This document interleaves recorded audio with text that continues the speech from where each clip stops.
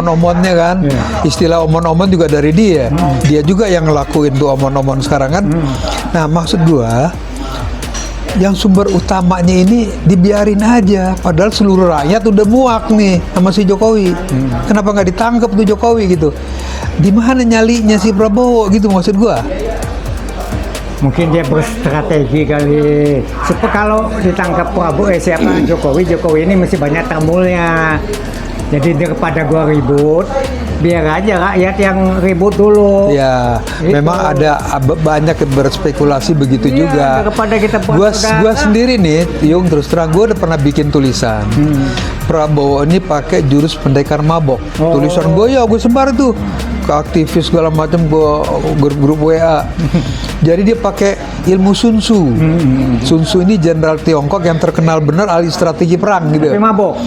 Ah.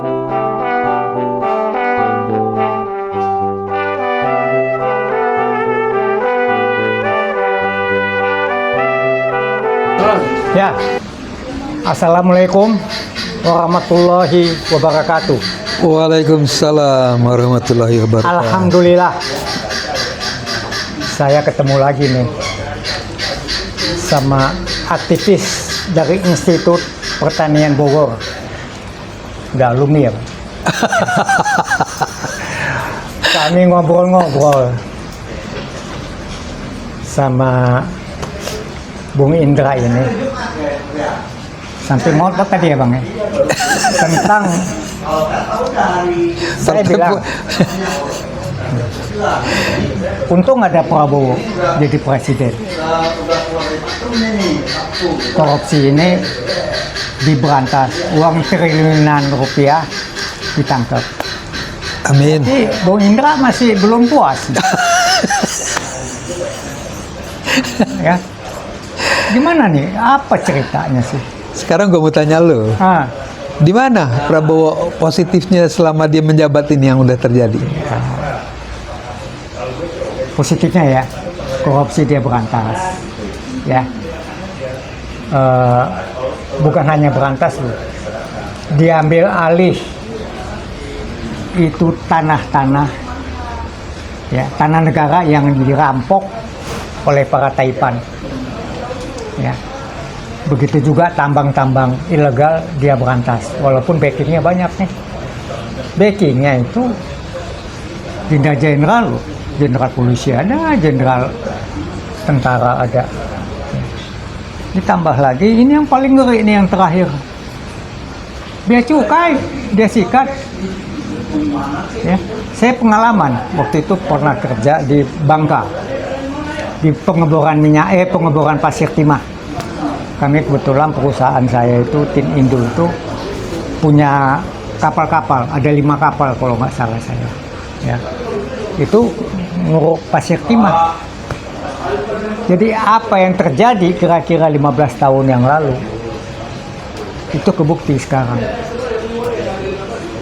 Saya udah lihat, wah nggak benar ini.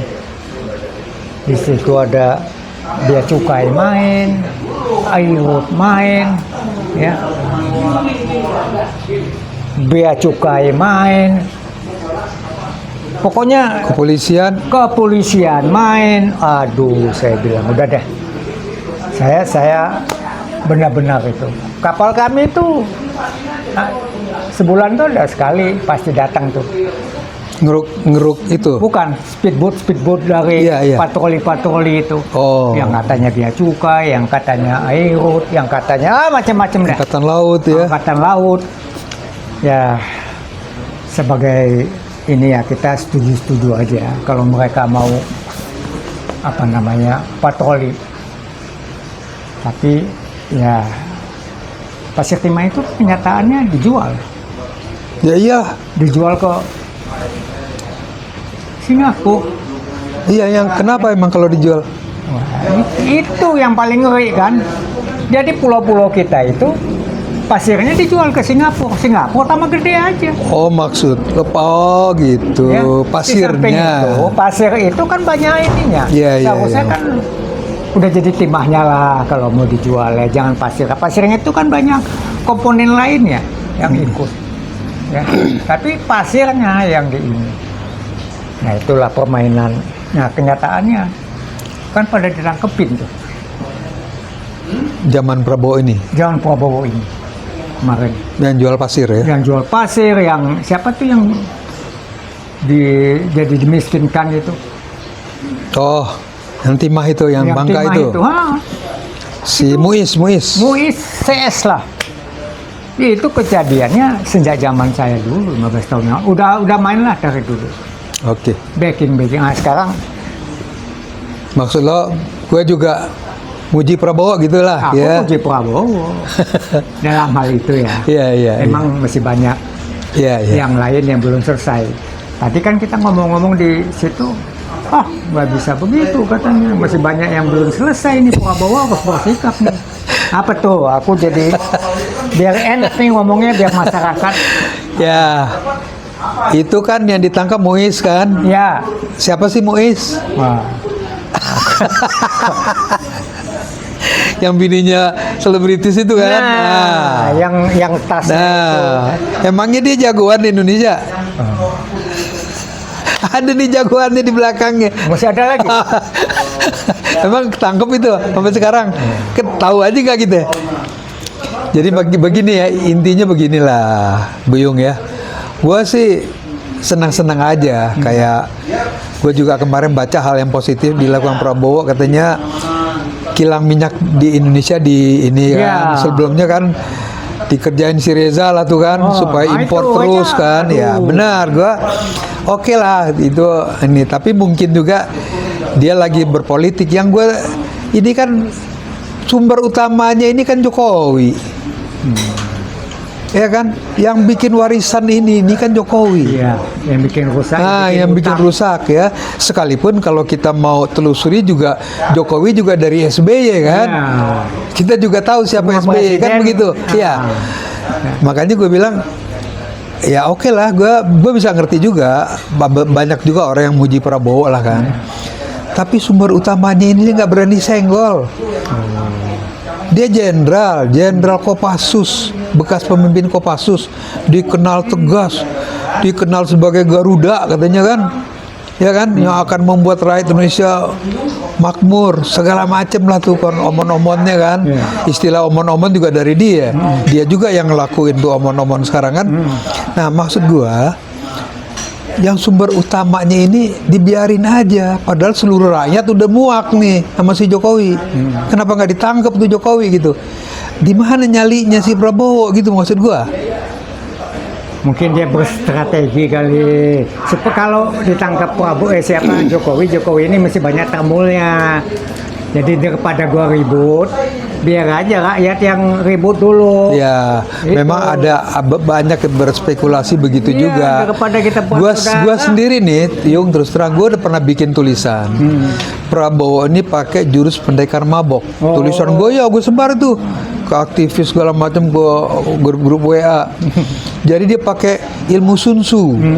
Sun Tzu ini jenderal Tiongkok yang terkenal benar ahli strategi perang gitu. Tapi mabok. Dia punya jurus mabok. Tapi bukan pemabok ya. Bukan. Jurus mabok ini artinya orang ngelihatnya bingung. Nih mau kemana nih Prabowo arahnya kan begitu. Kayak sebentar dia bela gua, sebentar dia ngantem gua lewat sisi lain, tapi besok dia bela lagi. Kan semua bingung. Bahkan pendukung dia sendiri juga bingung gitu. Ya kan? Ya. Gua berpikir begitu dan gua harapkan begitu memang gitu kan.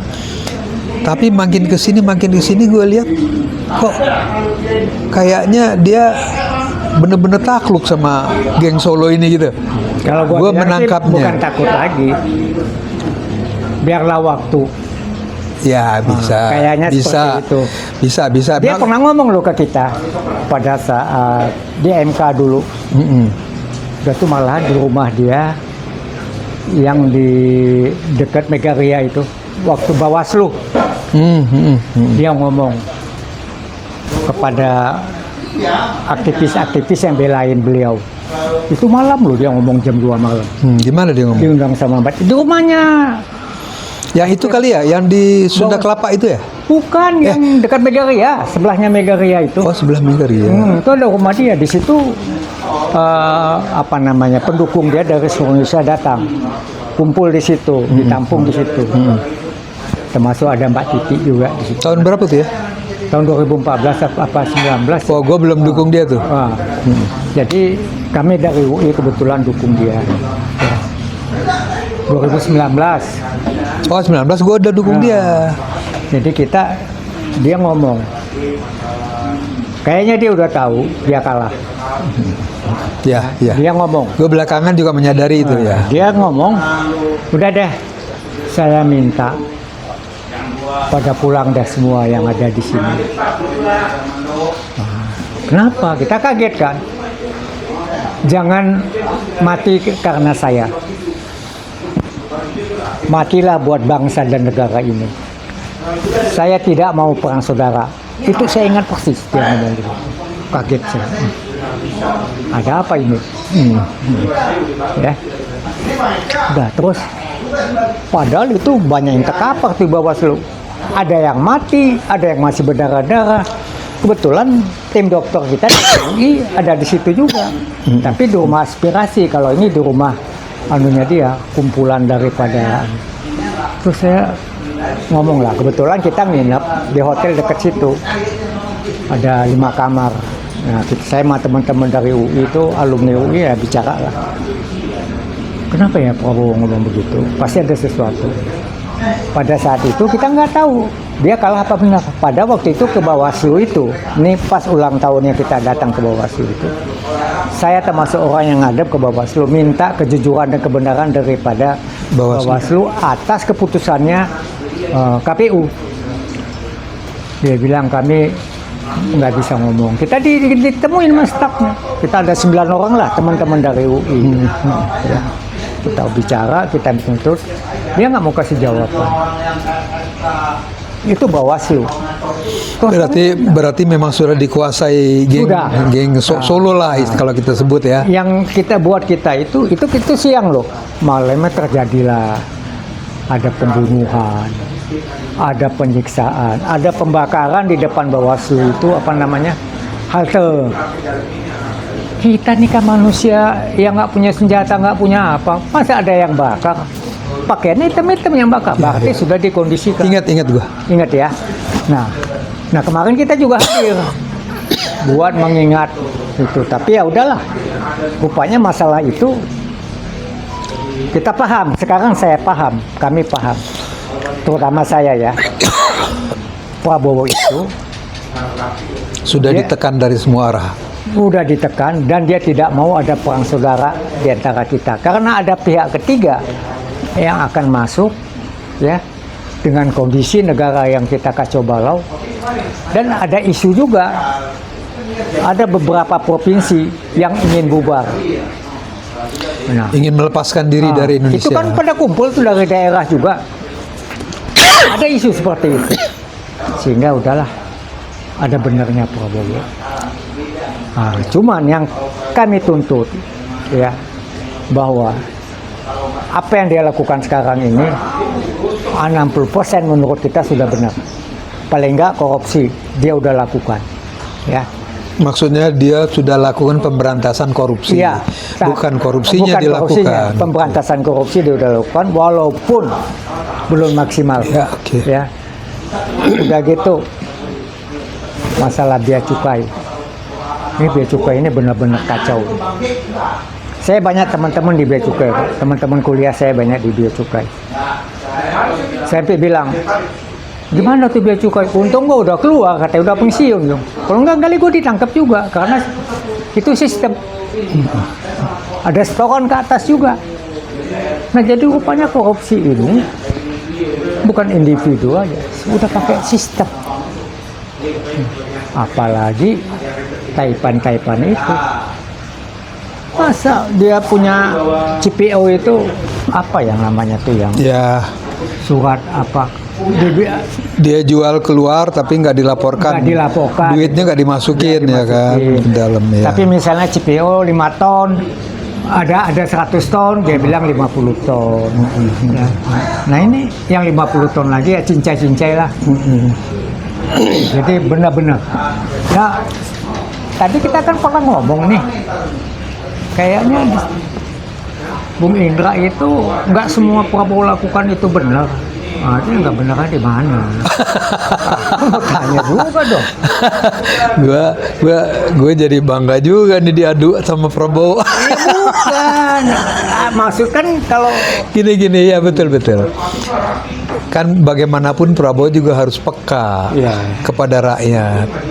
Kemarin ada MBG ya dalam tanda kutip membunuh 11 orang anak SD ya kan. Kemudian menterinya komentar, itu cuma acting. Ini kan kalau gue langsung gue pecat tuh menteri kan. Ngerti nggak lo? Harus tegas. Jadi rakyat kan tersinggung itu dibilang ini acting. Siapa yang nggak tersinggung? Dibilang itu, dan udah banyak yang keracunan. Bukan 11 orang, 11 nih ujungnya aja, baru ujung kecilnya aja nih mati 11 orang loh, nggak main-main. Siapa yang bertanggung jawab tuh? Emangnya ketua MBG mau bertanggung jawab? Ketua MBG kebetulan sama-sama sama gua alumni IPB ya kan, junior gua dia. Ya tapi kan gua demen nih kalau ngomong gitu kan. ya iya, Ngaku tapi kan juga. kalau dia bandit ya tetap harus kita bilang bandit dong. Sama dengan Sri Mulyani dong. Itu kan junior saya di U. Oh, iya bandit juga dia Bandit, kan. bukan bandit lagi. Biangnya bandit. Pengkhianat. Iya, ya makanya Pengkhianat. maksud gua tapi itu kita puji lah Prabowo ngeluarin ya kan. Makanya. Dia tahu nih biangnya nih kan, biang utamanya yang dipakai oleh globalis buat Ya. ngacau kita kan begitu. Iya. Nah, sekarang kelihatannya kan waktunya udah cukup lah. Prabowo udah setahun lebih loh. Udah 2 tahun ya? Udah 2 tahun. Tunggu. 2 tahun. 2024, 25, 26 ya udah mau 2 tahun. Ya kan? Udah cukup lah Nggak untuk gampang lah kalau untuk menunjukkan kebaikan dalam waktu singkat. iya. Kita lihat tahun depan, ya hasilnya bagaimana. Saya bukan mau ngebelain Prabowo enggak. Iya. Saya banyak sama teman-teman ribut. Enggak, gue tuh kemarin masih belain Prabowo loh. Sampai gue bikin video khusus buat dia di channel gue. Ya kan? Si Purbaya juga kan.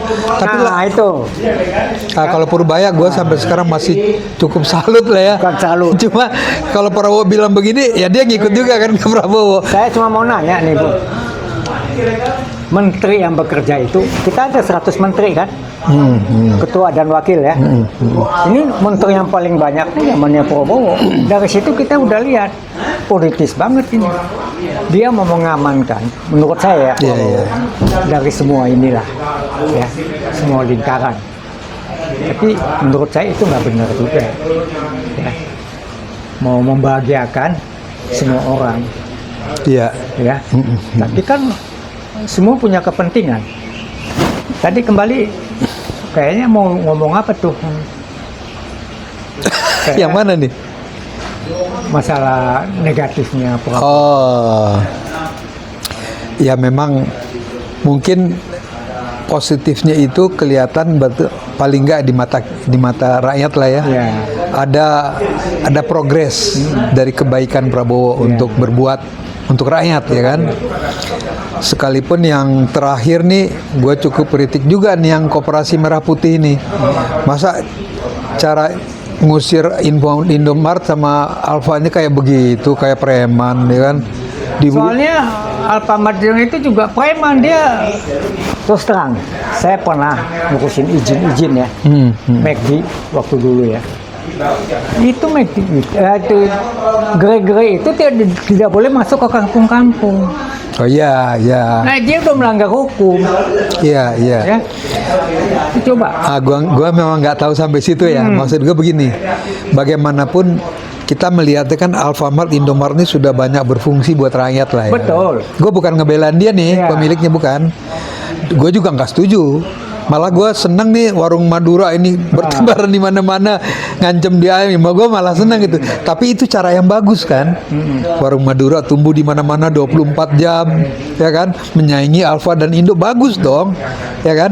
Nggak, Alfa dan Indo nggak perlu gerah dong, nggak perlu dia protes-protes. Kan dia juga udah ini bersaing aja. Nah, maksud gue sekarang Koperasi Merah Putih kok masuknya dengan menutup ini gerai ini begitu kayak pakai kekuasaan gitu. Nah, masalah dia dulu ada salah izin segala macam, telusuri aja. dulu izinnya bagaimana nih? Kalau nggak beres tutup. Nah itu gue setuju. Tapi bukan asal semua gerai kemudian ditutup. Sekarang kan kita kalau bicara hukum, mesti dari mana nih? Kalau dia bertentangan hukum ya, kalau saya selesai. Kalau nggak nanti sekarang yang menentukan bertentangan hukum itu siapa? Dia itu tidak boleh masuk, ini pengetahuan saya ya, ke kampung-kampung. Ya. Dia tingkat kayak McD itu hanya boleh masuk izinnya itu di ibu kota provinsi loh. Tapi sekarang udah ke kota-kota. Oke, kota-kota besar kan tertentu. Enggak, yang gue maksud tadi yang kita bicarakan ini Indomaret sama Alfa. Iya, itu contoh maksud ya. Kalau McD ini kan beda lagi nih, peninjauannya agak beda ini gitu. Ini kan ini asing ya. Tapi info sama Indomaret sama Alfamart ini kan memang hajat hidup orang banyak yang dikuasai dia kan. Nah gue setuju sih muncul alternatif baru oleh pemerintah, tapi maksudnya jangan kayak preman juga gitu maksud gue. Kalau memang itu ada aturan tidak boleh Indomaret Alfa tuh masuk ke desa-desa, ya udah dipakai undang-undang itu untuk nangkep gitu. Indra kan orang Padang. Ya, Sumatera Barat. Hafal kan?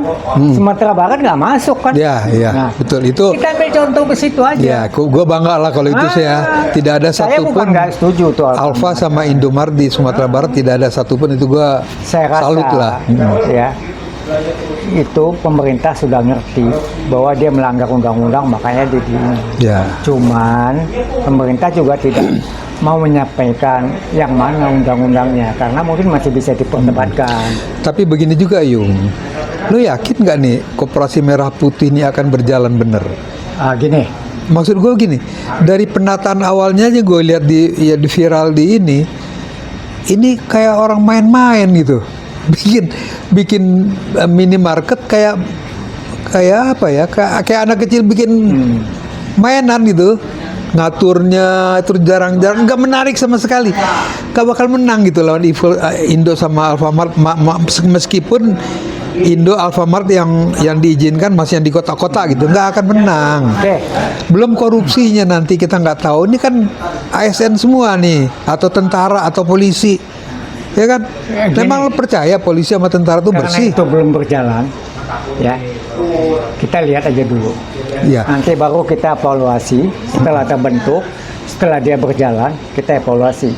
Benar nggak dia? Kalau dia nggak benar, berarti oknumnya yang menjalankan itu yang nggak benar. Itu kan tinggal diganti. Ya, maksud gue begini, caranya itu lebih lebih smart lah gitu ya. Jadi artinya mereka juga bikin, tapi backing dananya kan dari pemerintah kan, ngelawan Indo sama Alfa gitu kan.